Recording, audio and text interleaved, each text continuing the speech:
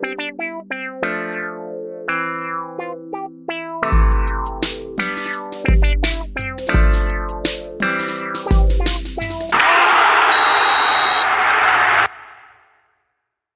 dia, boa tarde, boa noite, queridos e queridas ouvintes do Boleirês, a linguagem da bola.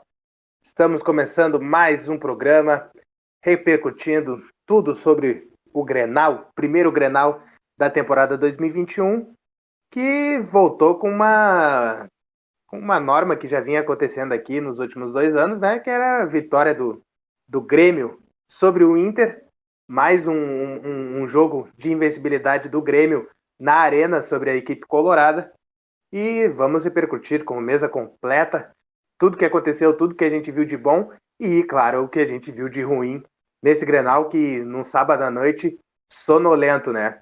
Temos mesa completa, como eu havia falado antes. Vamos começar o giro com os destaques iniciais, @Estevam Peralta. Torcedores, calma. O projeto do Inter vai dar certo. O Estevam pediu até uma risadinha do Pacheco hoje, viu só? 6 jogos do Ramires e ele já tá iludido, como sempre. Vamos lá então, Pacheco, já que tu já te apresentou aí, dá o teu destaque inicial. Viva o Chu é demais. Meu Deus. Tomar gol do Léo Chu de direita.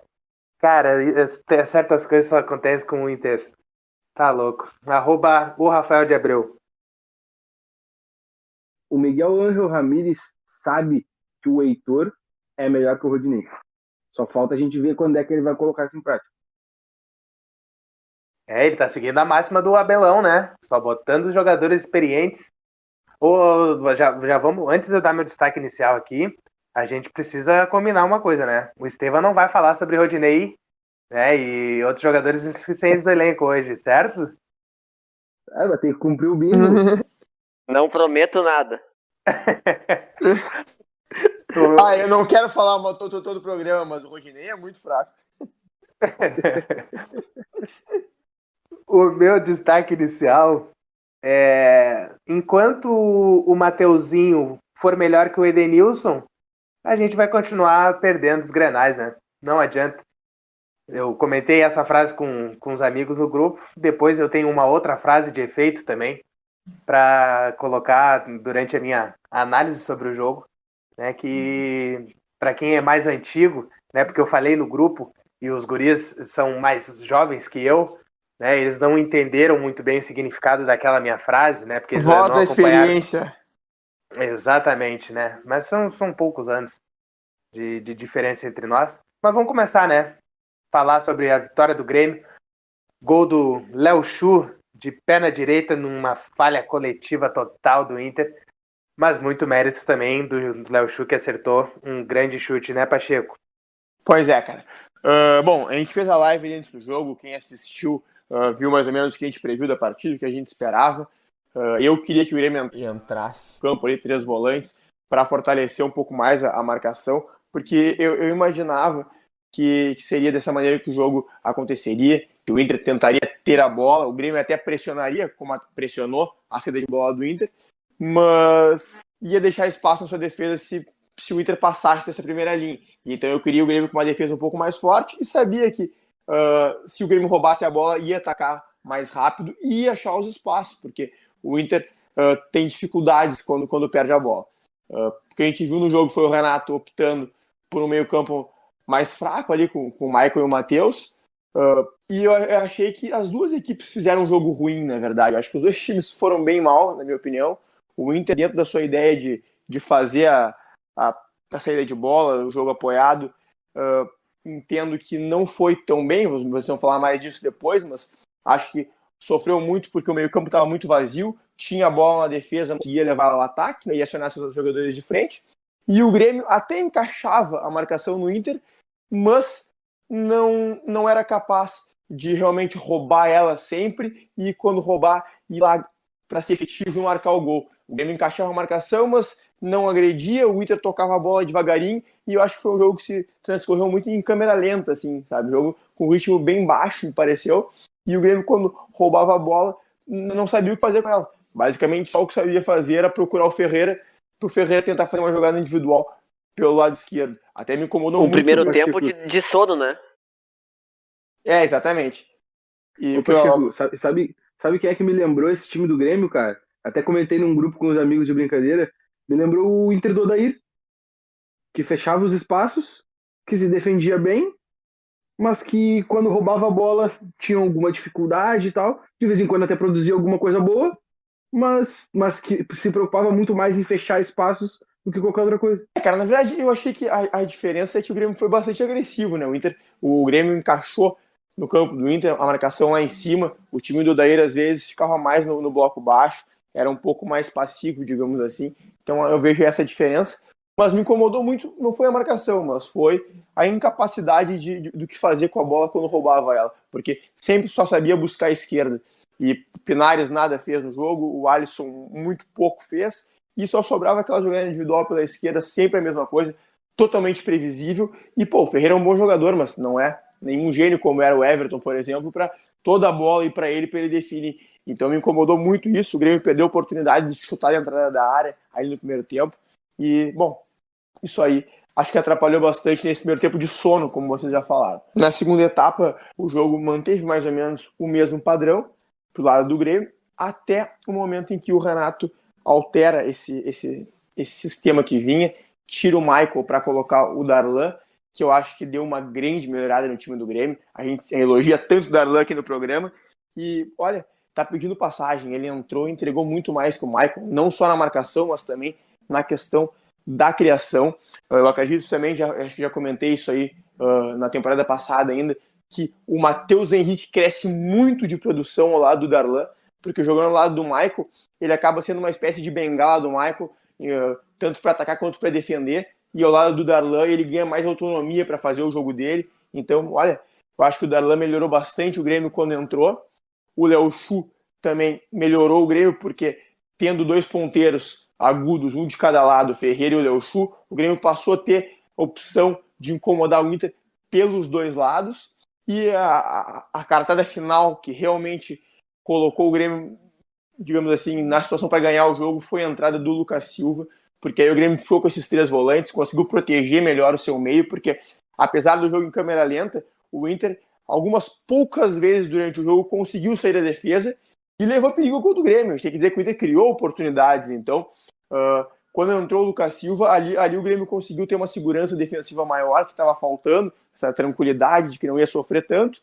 E, além dessa questão ofensiva melhor aí com o Léo Chu e o Ferreira, depois entrou o Léo Pereira no lugar do Ferreira, também já tinha entrado o Ricardinho, depois saiu o Diego Souza, enfim, mas eu acho que essa questão das pontas aí é que acabou sendo decisiva para o Grêmio conseguir chegar à vitória, num lance de extrema felicidade do Léo Chu. E além disso, eu queria destacar também o fato de que o Grêmio acaba o jogo com um time muito jovem em campo, 9 jogadores da base, mais o Diogo Barbosa, que ainda é um cara jovem, o Lucas Silva, que tem apenas acho que 27, 28 anos também, não é um cara velho. E eu acho que isso aí fez diferença nessa questão da pressão, porque o Grêmio conseguiu pressionar bastante a saída de bola do Inter no segundo tempo, talvez muito por ter um time bem oxigenado, digamos assim. Isso aí acabou fazendo a diferença. Nessa partida que eu acho que nenhum dos dois foi bem, mas o Grêmio acabou vencendo. E tem outra coisa, né? No gol do Léo Chu, aconteceu uma coisa que a gente falou do Ferreira muito, né? De ir para a perna ruim também, né? Pro lado da perna ruim, né? Que o Ferreira, nesse jogo também, né? Fazendo todas as ações pro lado direito, que é a perna dominante dele. E tanto que depois até foi pro lado direito. Não que tenha melhorado, né? Mas consegue ter um pouco mais de evolução com o drible pro fundo, né? Mas o Léo Chu teve a passagem, a opção de passar a bola pro Léo Pereira fechada pelo Heitor, né? Trouxe pra perna direita e acertou um chute que ele nunca mais vai acertar na vida, né? Então, como eu falei antes, certas coisas só acontecem com o Inter mesmo, né? Mas foi um belo gol, e tem mais outra coisa, né? Falou do Matheus Henrique, né, Pacheco? A gente vinha falando aqui também. Na verdade, a gente teve uma discussão depois de uma gravação, né? sobre o Matheus Henrique, que não vinha jogando tão bem assim, não era tão incontestável, mas para mim ele foi o melhor jogador do Grêmio na partida. Eu achei que ele foi muito bem nos 2 tempos e com muita personalidade, tanto que depois até com a saída do Maicon ele foi o capitão do time, né, com as ausências também do Jeromel e Kahneman. E eu queria também, né, comentar sobre isso, que com o Maicon ele deixa de ser mais participativo, parece, né? Porque a bola sempre passa pelo pé do Maicon, né? E ele mostrou qualidade também, tendo essa saída de jogo ajudada com o Darlan, né? Mas o gol também, uma coisa que foi curiosa, né? Foi um gol achado, né? Como a gente falou, foi um Grenal totalmente sonolento, os dois times especulando, o Inter só jogando a bola para trás, o Grêmio se defendendo, esperando, se defendendo, mas fazendo uma pressão, né, na saída de bola do Inter, mas esperando o Inter atacar, né? E tiveram poucas chances de gol, né? Poucas defesas dos goleiros, né? E tanto que o gol foi num balão do Breno, né? E aí isso que eu queria destacar, né? 3 vitórias pessoais de jogadores da frente do Grêmio que entraram no segundo tempo também, garotos da base, né? Sobre os jogadores da defesa do Inter, né? O Ricardinho dá uma casquinha ganhando do Cuesta, né? Que subiu numa vontade na bola. E aí o Léo Pereira já domina driblando o Lucas Ribeiro e dá no Léo Chu que faz a jogada em cima do Heitor, né? Então foram 3 vitórias pessoais que culminaram num gol que aí volta tudo do Inter, né? Quando o Inter sai atrás num Grenal, né? Aquele pavor, aquele bate aquele nervosismo de um time, né, que depois quando a gente falar um pouco mais do Inter, né, um time totalmente sem personalidade, né, como eu falei, Mateuzinho, né, tem mais personalidade que o nosso principal jogador. Eu só queria falar uma coisa sobre, até trazer um pouco sobre isso que o Batata falou agora, das vitórias pessoais dos jogadores do Grêmio em cima do Inter, dos jogadores do Inter no lance do gol. Mas eu acho até concordo com o que ele disse, porque de fato foi uma vitória pessoal do Léo Chu em cima do Heitor, mas eu acho um absurdo, como eu vi muita gente dizer, que foi uma falha do Heitor no lance, que o Heitor errou no lance ao ser driblado pelo Léo Chu. Pelo amor de Deus, o Heitor, na teoria, ele fez o certo, ele fechou a perna boa do Léo Chu. O Léo Chu é canhoto. Ele fechou a perna boa. O Léo Chu limpou para dentro para a perna ruim e bateu com a perna ruim. Ele teve uma felicidade brilhante num chute que ele não vai ter por alguns anos de novo. Claro que eu estou exagerando, né? Mas vocês entenderam. O Heitor marcou como tinha que marcar. Se fizer um gol desse driblado. semana que vem, vai cair tanta gente do cavalo. Ô, Rafa, para te ajudar nessa tua fala aí, naquele lance que ele ganha do Lucas Ribeiro, né? E aí ele toca para trás, sendo que ele tá de frente pro Lomba. Se ele tem a perna direita mesmo, né, com segurança, claro, aquela foi a primeira jogada dele também, logo depois que ele entrou, né? Ele dava uma chapa de direita, né? Ou até mesmo estourasse o Lomba com a perna esquerda, né? Mas eu acho que ele estava também sem confiança, que depois, com o passar do tempo, ele conseguiu se soltar a ponto de acertar aquele chute. Mas até isso, né? Ele não tinha perna direita mesmo. Então o Heitor fez o certo, né? Que é fechar a perna boa, que o Léo Chu só vai mais, né? Nos jogos, até que eu acompanhei do Grêmio, ele vai mais pro lado esquerdo que pro lado direito. Até me surpreendeu, né? E concordo contigo, nunca mais vai acertar esse chute. Então, assim, atribuir um erro do Heitor eu não concordo. Mas foi uma grande felicidade do Léo Chu acertar aquele chute ali. Mas eu acho também que o Grêmio, dentro da sua proposta, foi melhor do que o Inter dentro da sua proposta. Não que o Grêmio tenha jogado bem, isso não quer dizer a mesma coisa. Mas o Grêmio, dentro do que quis fazer no jogo, foi melhor do que o Inter dentro do que o Inter quis fazer no jogo. O Grêmio acabou conseguindo ser mais efetivo e conseguiu achar um gol e vencer o jogo. O que nós vamos fazer, né? E antes da gente passar para o Inter, então, né, analisar aquilo que aconteceu de bom e de ruim pelo lado colorado, eu queria só fazer mais uma pergunta para o Pacheco, né, que agora o Grêmio tem um jogo importante contra o Del Valle no meio da semana, né, válido pela segunda fase pela terceira fase, na verdade, né, da pré-Libertadores. segunda que o Grêmio vai disputar, e agora, né, ou entra para a Libertadores ou vai para a Sul-Americana, né?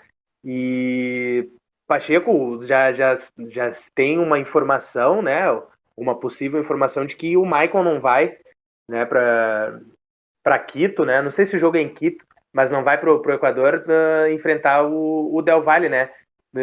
Tu acha que isso, a partir daquilo que a gente falou, né, da melhora do Grêmio, principalmente do Matheus Henrique, com a entrada do Darlan, tu acha que pode ter um peso ou a questão da experiência também, né, do Maicon nesse jogo importante? O que tu já prevê, assim, ou tu tem uma análise prévia sobre esse desfalque que pode ser que aconteça, né? Cara, eu acho que a entrada do Darlan no lugar do Michael hoje é uma coisa boa. Agora, é muito ruim perder o Michael. Eu gostaria de que o Darlan entrasse no time tendo o Michael no banco para ele jogar o segundo tempo, que a gente vê que ele ainda rende muito bem em 20, 30 minutos. Então eu queria ter ele para o segundo tempo, eu queria poder ter ele lá passando experiência para os jogadores, ajudando, queria ter ele lá participando, não queria ter perdido o Michael por lesão. Mas a simples entrada do Darlan no lugar dele do time titular hoje, eu acho que é bom.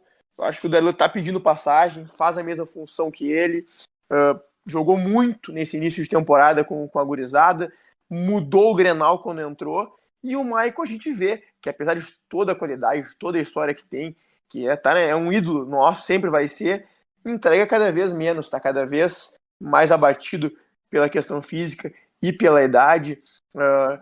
Todos os jogos que ele começa, ele acaba, sabe, não se destacando, porque no meio dos outros a parte física dele realmente está muito abaixo, ele só se destaca quando ele entra.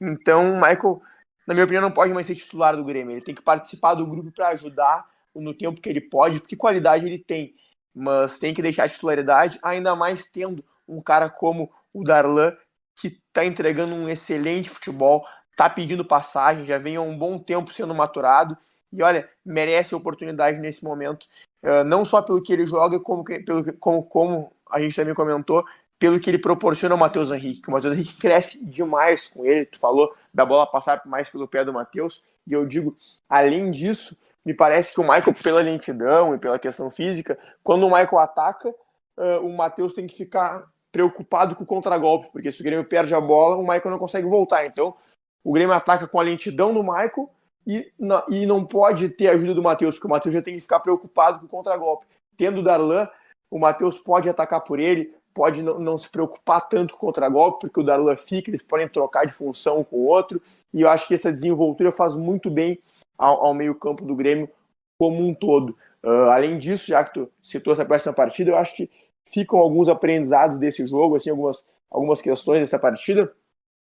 A principal delas é que o Pinares não foi bem, né? Ele que entrou no lugar do Jean-Pierre, o Jean-Pierre que a gente tanto falou aqui que não é um meia, e não é um meia mesmo. O Pinares entrou, e talvez o Pinares também não seja um meia central, a gente sabe que ele construiu a carreira dele muito mais jogando na posição na direita, ali onde joga o Alisson vindo para o meio, do que como um meia central, então me preocupa que talvez ele não seja também esse jogador que o Grêmio precisa. Agora, não foi bem esse jogo, vamos ver mais algumas partidas, se ele se acerta tendo uma sequência, não é? Mas acho que ficou essa questão aí. E, bom, o Rodrigues também fez um péssimo jogo, né? O Rodrigues, que o Batata adora tanto, acho que foi muito mal na partida, tentou entregar diversas vezes, tanto na saída de bola, tanto quanto em alguns cortes que ele não fez, que ele se omitiu. Porém, o Juan foi muito bem. O Juan, que agora está tendo mais minutos com o time principal, fez um grande jogo, na minha concepção. Corrigiu muitos erros do Rodrigues, saiu bem com a bola. Gostei muito da atuação do menino Juan. Também, já para completar essas análises, aí, o Wanderson foi seguro, o Breno, mais uma vez, bastante seguro. O Diogo Barbosa, que às vezes o pessoal critica a marcação dele, olha, todos os jogos importantes que ele jogou até agora no Grêmio, a marcação dele foi muito boa. Então, olha, não dá para reclamar dele em jogos importantes. Ele realmente firma bem pela esquerda ali, praticamente nada acontece. Então, queria só complementar essas análises individuais aí, que eu acho que mereciam ser feitas depois dessa partida. Pacheco, pode parar de falar sobre sobre a minha admiração sobre o Rodrigues, porque eu já parei de falar sobre isso, né? Inclusive já critiquei ele aqui, e desde o meu elogio ele só vem fazendo cagada, né?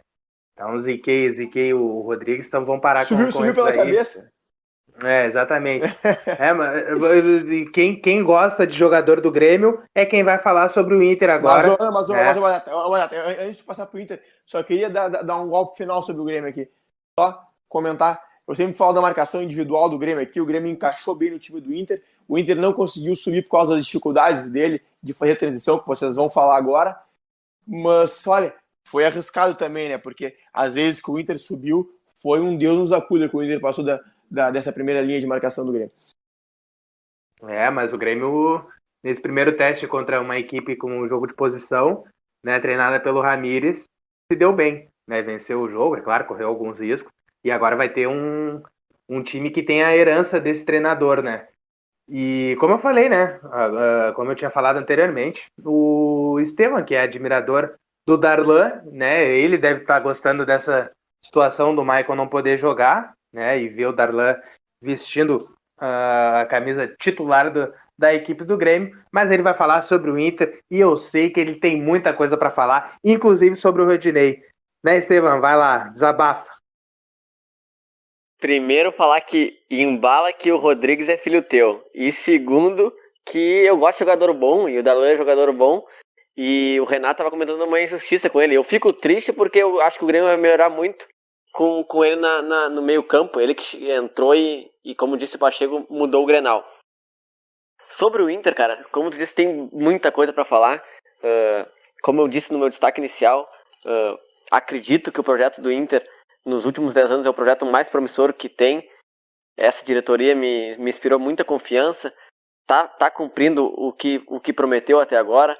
Acho que tem que dar tempo pro Ramires, são 6 jogos. Eu já vejo pessoas dizendo que o Ramires não presta, que é o novo Kudê. Eu ouvi essa expressão. Se é o novo Kudê, tô feliz.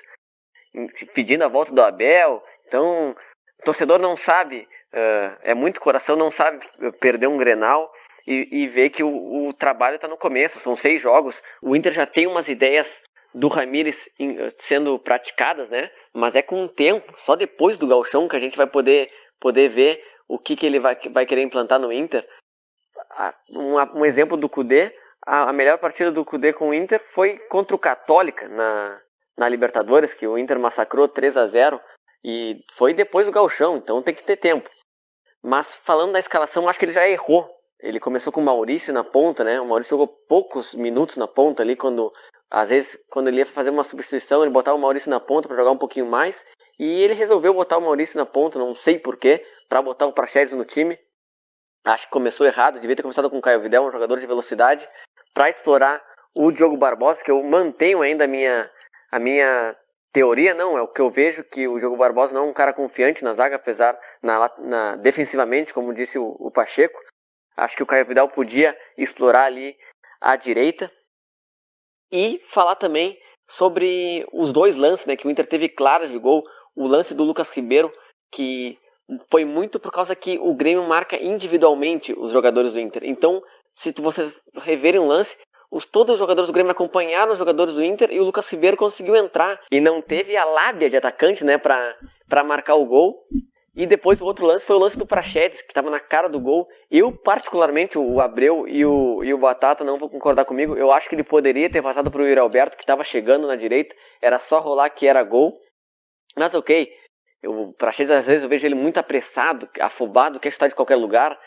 Já aconteceu bastante no Grenal do Brasileiro no Beira-Rio, naquela virada. Ele também deu 2 chutes para fora lá, podia ter passado a bola. Nesse também, pega a bola e quer chutar sempre. Sobre o Patrick também falando, não tá bem. Acho que ele vai estar bem no meio da temporada, mas não vejo ele como um ponta. Eu acho que o Inter tem que tentar usar ele por dentro, porque na ponta não vai render. Entrou o Palácio também, muito tímido, não conseguiu fazer nada, porque também o Inter, quando entrou o Palácio, parece que esqueceu a esquerda, começou a jogar só pela direita. Muito aconteceu também no outro jogo, né, que ele estreou. Um de vocês falaram isso também, que o Inter deixou de jogar pelo lado dele. Então, esse é um cara que eu tenho muita confiança, já falei, né? Meu menino. Acho que com o tempo pode ser brigar pela titularidade. Sobre o Cuesta, no lance do gol, né, o Batata falou, patético, ele subiu com uma vontade assim, ó, que não tem explicação a vontade que ele subiu. Não vejo também que foi falha do Heitor, não tinha o que fazer naquela bola, ele fechou a perna esquerda do Léo Chu, ele foi para a direita e acertou aquele chute espírita. Vejo também gente criticando o Lomba, né? Pelo amor de Deus, o Lomba teve várias falhas, mas não, isso aí não tinha como pegar, nem o Ter Stegen pegava aquela bola, nem o Alisson pegava aquela bola do Léo Chu, aquele chute espírita. Eu sempre sofro com esses golaços. Me lembro na Copa de 2014, o Uruguai tomou um gol do James Rodrigues no meio da rua, que nunca, mesmo o James Rodrigues sendo um grande jogador, nunca mais ele fazia aquele gol que ele fez no Uruguai na Copa de 2014. Mas voltando pro jogo, eu vou começar com o meu bingo aqui do Rodinei, né? Porque o Inter tem 2 laterais que jogam por dentro, né?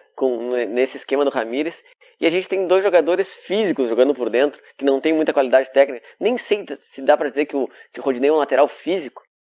Mas o Moisés é um lateral físico e os dois não têm qualidade para jogar por dentro, para criar as jogadas. Então é um ponto-chave, já era um ponto-chave com o Kudê, as laterais, e agora com o Ramires vai ser. Por isso que eu espero que o Saravia se recupere e que o Inter encontre o jogador no mercado para jogar ali na lateral esquerda, porque eu acho que vai precisar para armar por dentro. O Moisés não é esse cara.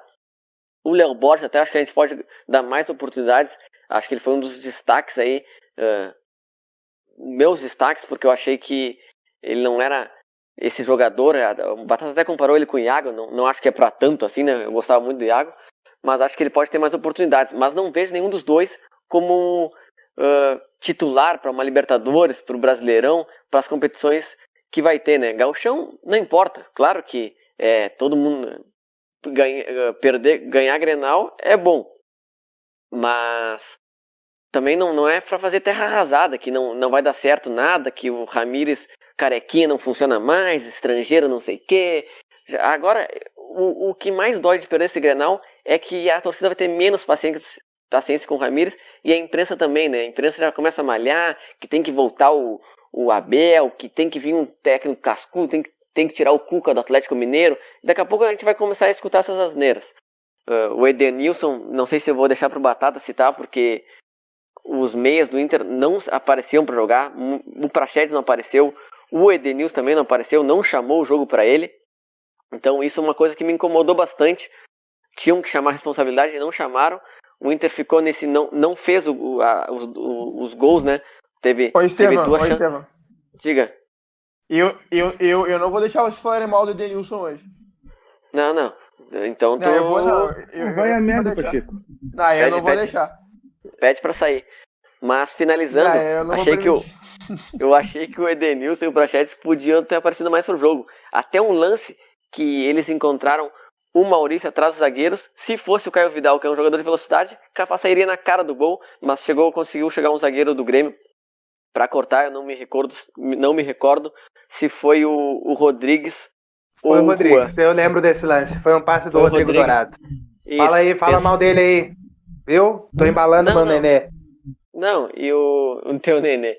E já que tu citou o nome do Rodrigo Dourado, eu não vejo ele como, eu já falei na live, né? Não vejo ele como esse primeiro volante do Ramires. Eu acho que a gente tem que ter um cara mais móvel ali, que saiba sair da pressão, porque a gente vai precisar isso na temporada.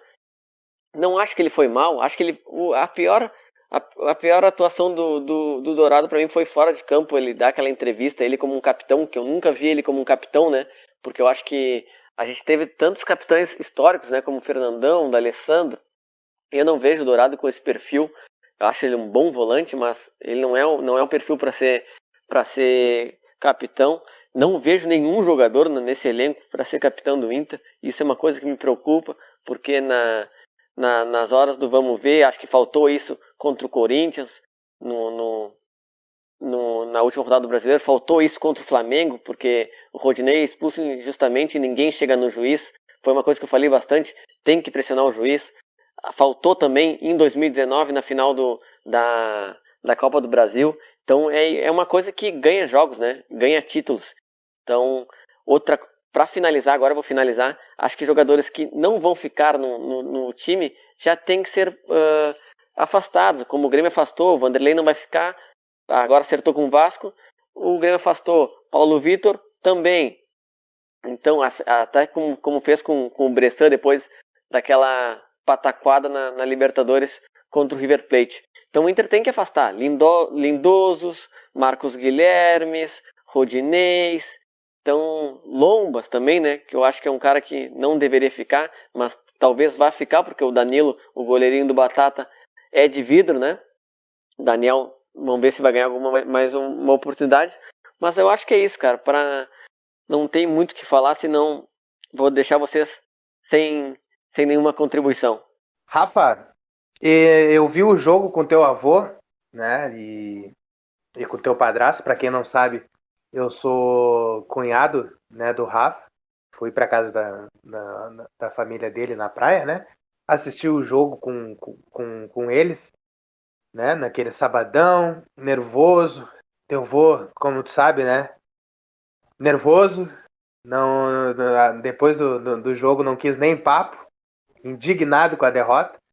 Mas antes do jogo, né, no sábado, a gente comentando sobre futebol, ele me fez uma pergunta, né, que inclusive ele disse que tinha entrado em contato com a gente, mas acabou excluindo depois a mensagem, né, sobre o Edenilson, né, sobre como ele se comporta nesse novo esquema, né, nesse novo modelo do Ramires. Eu queria que se tu puder responder pro teu avô, né, aqui no programa, né, e também fazer uma análise do que tu achou dele aqui no jogo. Eu vou evitar falar dele mesmo, tá? Porque você já sabe tudo que eu tenho contra Edenilson e não vou repetir novamente. Cara, eu acho que o grande problema do Edenilson nesse esquema não é necessariamente relacionado a ele. Eu acho que é, por exemplo, como a gente viu em alguns momentos, principalmente no segundo tempo, o Edenilson tendo que vir buscar a bola entre os dois zagueiros, fazendo às vezes do Dourado e às vezes do primeiro volante, né? Justamente por algo que o Estevam falou ali antes, que o Dourado não é esse primeiro volante do Ramires. Não que o Dourado seja ruim, não que ele tenha feito um mau jogo. Ele não tem as características que o Ramires quer, principalmente de condução de bola, enfim, de começar o jogo lá atrás, etc. E aí, quando o Edenilson tem que vir para fazer essa função, ele perde as principais características dele. Ele se diminui em relação a ele mesmo quando ele tem que vir fazer essa função, porque ele produz menos. O Edenilson é um jogador que nesse esquema do Kudê, olha eu, do Ramires, Isso é saudade, ele é um hein? cara ele é um cara que joga entre linhas.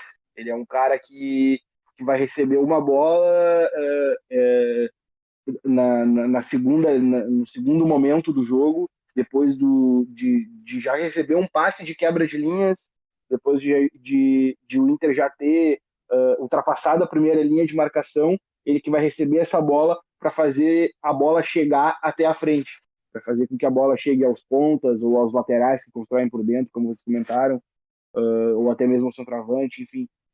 Acho que para mim essa é a função dele nesse esquema e que acho que ele perde muito quando ele tem que vir recuar para fazer essa função do Dourado, porque o Dourado não tem essa qualidade que o Ramires quer. Já deixar aí meu abraço pro meu avô, que tá sempre nos ouvindo aí também, né? Já que ele pediu a explicação, vou ter que fazer a explicação e mandar um abraço pro velho. Mas... Mas, cara...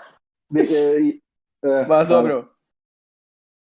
Não, eu só queria embarcar nessa aí do Denilson, que eu disse que não ia deixar vocês falarem mal dele aqui hoje, porque, cara, eu achei que nos últimos jogos do Inter ficava quase um 5-5 na saída de bola do Inter, né? Porque tinha saída de 3, os dois laterais abertos, e os outros dois meias encostavam no centroavante, com os ponteiros, ficava quase um 5-5 meio vazio.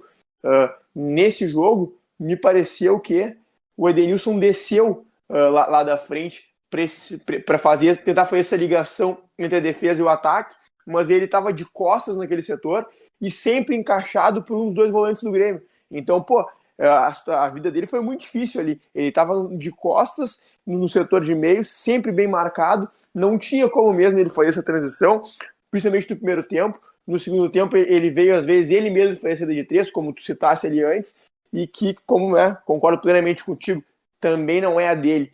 E aí, na minha concepção, o Inter só conseguiu sair da defesa para o ataque no jogo quando um dos dois laterais ali, o Rodinei ou o Moisés, saiu do lado, veio para dentro ali, junto com o Edenilson, e aí criou pelo menos uma igualdade junto aos volantes do Grêmio. Foi só aí que o Inter conseguiu transicionar no jogo. Eu acho que eu ainda vou complementar ainda mais. Eu acho que a tua resposta completa a minha e eu ainda vou completar mais a tua.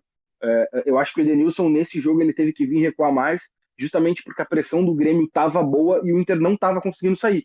Aí o Edenilson acabava tendo que vir, acho que foi uma questão situacional, mas eu acho que normalmente no jogo não é para ele ter que vir buscar essa bola. Porque no momento que tu faz esse 5-5, por exemplo, que tu tá citando, tu abre um clarão no meio do campo, certo? Principalmente quando o adversário vem te pressionar alto. Tu vai empurrar a linha defensiva do adversário para trás, enquanto o teu adversário está empurrando a tua linha para trás. Então tu vai abrir um clarão no centro do campo. E esse clarão no centro do campo é que tu tem que aproveitar ele. Eu até citei quando a gente estava conversando no grupo que na entrevista coletiva do Ramires do jogo passado, ele falou sobre eliminar adversários. Porque quando tu ultrapassa a primeira linha de marcação, tu elimina aqueles três que estão fazendo a marcação-pressão, tu eliminou aqueles adversários e aí tu passa a ter uma vantagem numérica na zona mais à frente. Só que o problema é que o Inter, primeiro, estava com dificuldade de ultrapassar essa primeira linha. E segundo, sim, tem que fazer essa ultrapassagem também com os laterais. A galera aí vai lembrar, vocês também vão lembrar, quando a gente comentou sobre a troca de passes entre os zagueiros e o Dourado em outros jogos, que em vários momentos os zagueiros, tanto o Dourado quanto o Cuesta, o Lucas Ribeiro quanto o Cuesta e até mesmo o Zé Gabriel, que fizeram bons jogos, avançavam para receber um passe um pouquinho mais à frente e a partir dali eles conduziam bola, porque eles aproveitavam esse clarão, esse espaço que sobrava no meio do campo. E nesse momento, quando o Inter estava sendo pressionado pelo ataque do Grêmio, os zagueiros não podiam se deslocar para fazer essa movimentação. E quem tinha que fazer essa movimentação eram os laterais, como tu está falando. E aí os laterais passavam a apoiar por dentro e carregar bolas. Inclusive, comentei com vocês também no grupo, que tem um lance que para mim é muito claro, que a leitura que eu faço do time do Inter é que o Inter ainda não entendeu os momentos do jogo aonde se dá para aproveitar e imprimir velocidade, e colocar velocidade no jogo e acelerar um pouquinho e fazer uma troca de passes um pouco mais rápida, aproveitar os espaços, além de fazer escolhas ruins. Na bola, por exemplo, do Lucas Ribeiro, ele teve as tomadas de decisões corretas, porque tinha o clarão, ele conseguiu a condução de bola, ele tinha uma vantagem posicional em relação ao marcador dele, porque ele já estava à frente, então ele estava conduzindo a bola já à frente do marcador dele, não tinha um marcador à frente dele, impedindo a passagem dele. E aí os outros jogadores estavam marcados, abrindo espaço do campo, ele foi conduzindo, até chegar na entrada da área. Chegou lá, não conseguiu fazer o gol, porque não tem o cacuete de fazer o gol. Mas ele tomou as decisões corretas. E muitas vezes no time do Inter, os jogadores tomam as decisões erradas. Eu lembro de uma bola em que o Moisés fez a movimentação correta, ele foi para o clarão, ele recebeu a bola com espaço, conduziu, aí quando ele chegou no campo do Grêmio, ele tocou uma bola para o lado, e aí inverteu a bola lá para o outro lateral, e aí os zagueiros subiram, mas aí a marcação do Grêmio também veio para trás, aí o Grêmio recompôs, e o Inter voltou a jogar para trás. Entendeu? E esse era o momento de acelerar, é o momento de ter uma movimentação um pouquinho maior, porque a partir dali tu tinha uma vantagem, tu tinha vantagens numéricas. E o Inter não está conseguindo fazer as leituras desses momentos de vantagem e não está conseguindo aproveitar esses momentos de vantagem. Para mim, esse é o principal problema do Inter hoje. Eu acho que o time está começando a entender qual é a dinâmica, mas ainda está faltando esses ajustes de leitura de momento e de tomada de decisão dentro daquele momento específico do jogo. Cara, eu acho que isso se dá muito também pela qualidade, né? Os dois laterais, como a gente sempre fala aqui, não são grandes jogadores, e esses defensores, tanto os dois zagueiros quanto o Dourado, podem até ser bons, mas também não tem a característica de armação. Então, né, acho que isso dificulta muito. Até porque tu não pode botar toda a armação do time em torno dos dois zagueiros e do volante, né? Por mais que sejam bons jogadores e que auxiliem na marcação, ok, na armação, e sim, vão ajudar, eles não podem carregar todo o peso da armação do jogo. Precisa ter 8 jogadores que construam o jogo junto com eles, porque senão a gente não Não dá pra gente depender sempre do Cuesta conseguir uma bola ou do Lucas Ribeiro escapar uma bola e chegar na cara do goleiro, que aí a gente não vai conseguir criar nada nunca. E eu digo e repito, hein? Cuesta, pra mim, é reserva nessa zaga do Inter. Vamos com calma, vamos com calma. O Estevam falou sobre paciência que a gente deve ter com o trabalho do Ramires, mas notamos, né, que esse último comentário dele, ele não está tão paciente assim, né, com o rendimento do nosso zagueiro argentino. É baseado no que aconteceu na carreira do Cuesta. O Cuesta não jogou no jogo posicional do Rolando Independente. Depois, com as linhas altas do Kudê, ele teve um 7 meses tenebroso e tá tendo um início ruim. Sim, ele foi bem com o Abel, mas com o Abel ele jogava em linha baixa. Então ele foi muito bem, ele é um bom zagueiro para linha baixa, assim como ele foi bem com o Odair. Mas para esse esquema, a gente tem que ter jogadores que saibam sair jogando. E o Cuesta se criou essa lenda urbana, agora vai ser um novo bordão mesmo, uma lenda urbana, que o Cuesta é um bom passador, sabe sair jogando, mas é uma mentira. Ele pega a bola quando ele é pressionado, ele dá o balão, aí dizem que é lançamento. Claro, algumas vezes é lançamento, mas a maioria das vezes é balão. Chamou de Paulão que habla, hein? Deixa eu só fazer mais um comentário que eu esqueci, até para trazer o meu destaque lá do início do programa, tá? No momento do final do jogo ali, quando o Ramires precisava fazer alterações, que ele colocou o Guerreiro e tinha mais uma alteração para fazer, que fossem alterações propositivas, porque precisava tentar buscar alguma coisa ainda no jogo e o time não estava funcionando muito bem. O que ele fez? Ele sacou o Rodinei e colocou o Heitor. O que isso me dá a entender? Que ele entende que o Heitor entrega mais que o Rodinei, principalmente ofensivamente, no momento de propor o jogo, no momento que tu precisa de mais, ele entende que o Heitor consegue entregar mais que o Rodinei, mas tem alguma coisa que está faltando. Eu tenho visto recentemente algumas pessoas falando sobre a questão física do Heitor, que o Heitor treina em um ritmo abaixo do restante, e talvez possa ser isso. Talvez possa ser alguma questão individual do próprio jogador, pessoal, psicológica, enfim. Podem ser N coisas que podem passar por isso. Mas eu acho que o Ramires entende que o Heitor pode entregar mais. Pode entregar mais que o Rodinei, mas alguma coisa está faltando. O Heitor é um cara que tu vê que ele dá muita entrega, né? Dá carrinho, corre bastante, então capaz fisicamente ele não aguenta os 90 minutos. A gente viu no jogo final, né? No 0-0 contra o Corinthians, ele foi substituído pelo Mazetti, capaz não estava aguentando mais. Como eu disse, ele se doa muito, mas tem que recuperar essa forma física para aguentar os 90 minutos, porque a gente já disse, eu já disse, Jesus já disse, ele é 50 vezes melhor que o Rodinei, que não vai ficar no Inter, né? Eu acho que essa diretoria não... Mas se tu quer entrega, chama o motoboy. Não, eu tô brincando. O Estevão trouxe até Jesus pro programa na semana de Páscoa. Não sabe. No juízo final, os técnicos do Inter que botaram o Rodinei pra jogar vão dizer: ela pesado botou o Rodinei pra jogar e o torcedor do Inter teve infarto. O torcedor do Inter sabe que ele entregou o Bahia naquele pênalti infantil. Sabe que ele entregou vários jogos. Ele sabe.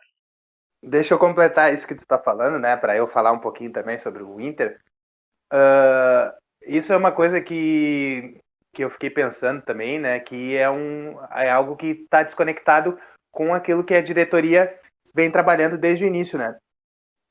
Com o Abel, ele, na segunda entrevista, eu acho, dele, ele falou que ia colocar o Rodinei, que o Rodinei era titular dele, né? Mas essa diretoria, com as contratações que fez também, né, para a parte administrativa, né, com o diretor executivo, um diretor executivo para a base também, que o cara que era do River, né, que trouxe tantos talentos para o River e tudo mais. E só que chega num jogo importante, né, que a gente pode testar esses jovens, né, para ver como eles vão sair, eles não são aproveitados, né, e aí jogam os cascudos, né, como a gente tem utilizado, né, essa palavra nos últimos anos para esses jogadores mais experientes, né, como o Lomba, como o Rodinei e o Moisés. Né? Eu acho que a gente até poderia perder o jogo, né? Mas botando esses guris para jogar, para ver se eles poderiam passar no vestibular, né? Mas aí também entra naquele lance da torcida do Inter ser totalmente impaciente com esses garotos, né? Mas aí vem um outro ponto, né, que eu queria comentar. Eu disse que eu não ia falar mais do Edenilson, né?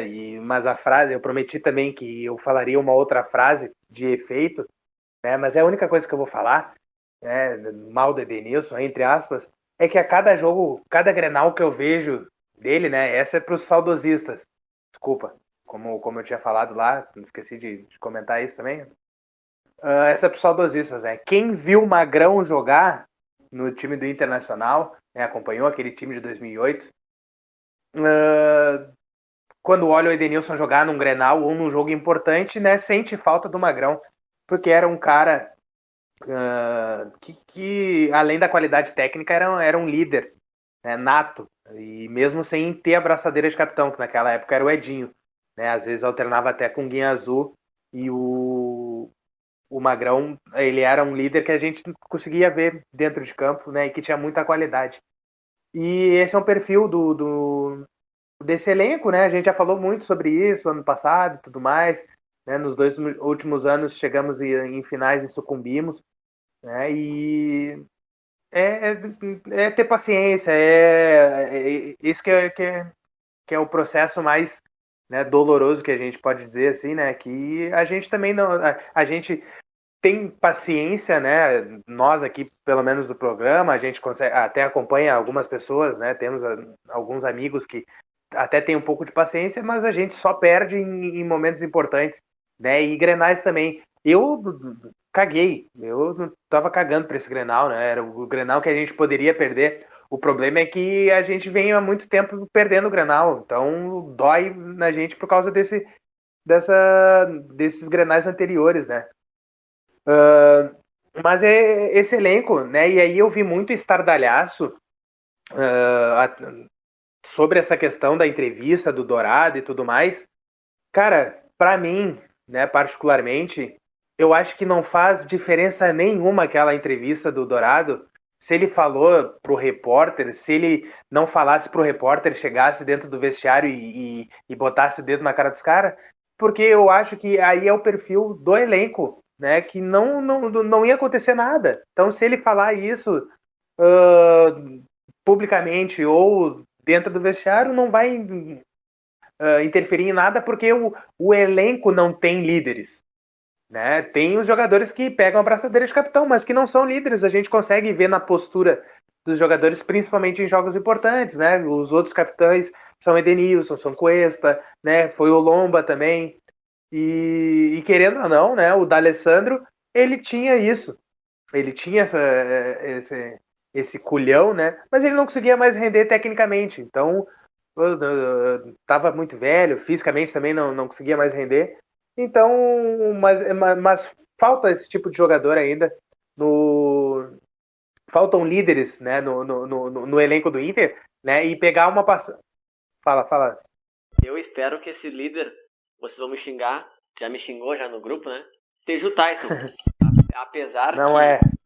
acho que ele vai ser o líder técnico, né? O expoente técnico da equipe, mas com a experiência que ele ganhou jogando Champions League, sendo o principal jogador do Shakhtar, acho que ele, como Colorado, ele pode voltar com a moral de ser um líder do elenco. Acho que pode se tornar um líder.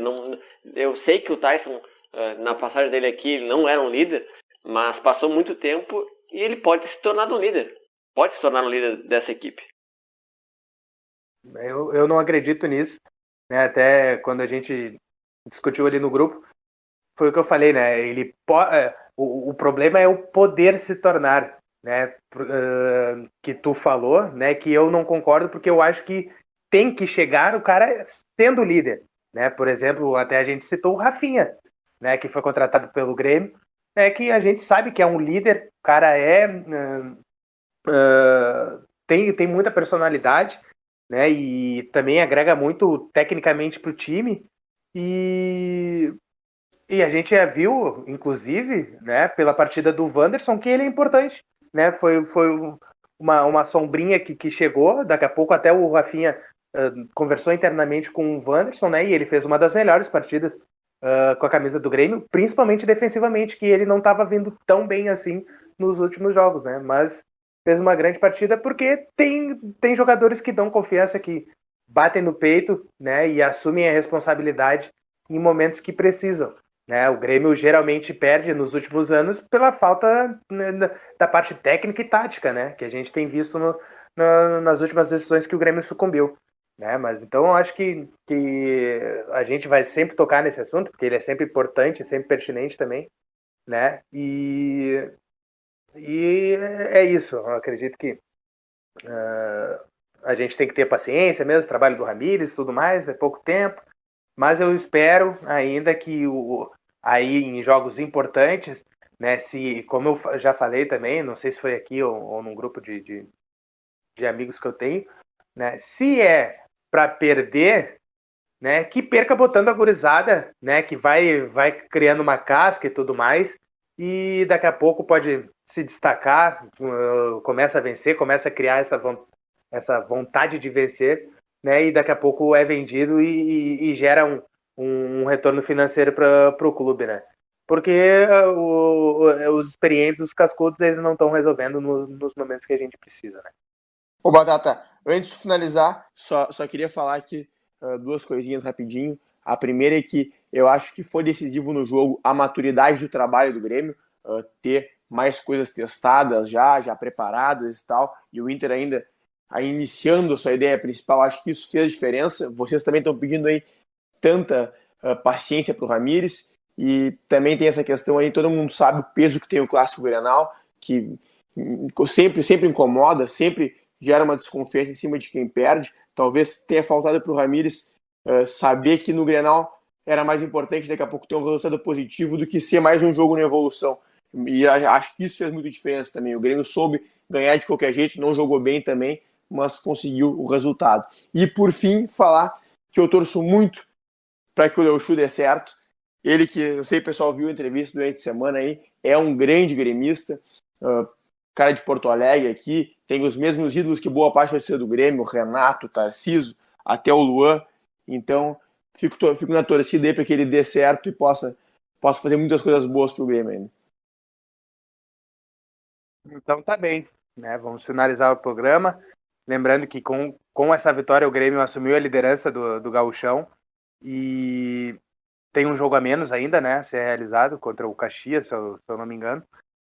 E pode ainda abrir essa vantagem, né, com relação ao Inter e aos outros e as outras equipes que vêm atrás, e também poder no final do campeonato decidir o jogo em casa, né? Na arena, que o Inter só teve uma vitória, né? A primeira vitória em Grenais foi do Inter, mas isso já faz um bom tempo, né? E esperamos que vocês tenham gostado dessa nossa análise, né? Acredito que teve muito conteúdo de qualidade aí, achei um dos nossos melhores debates.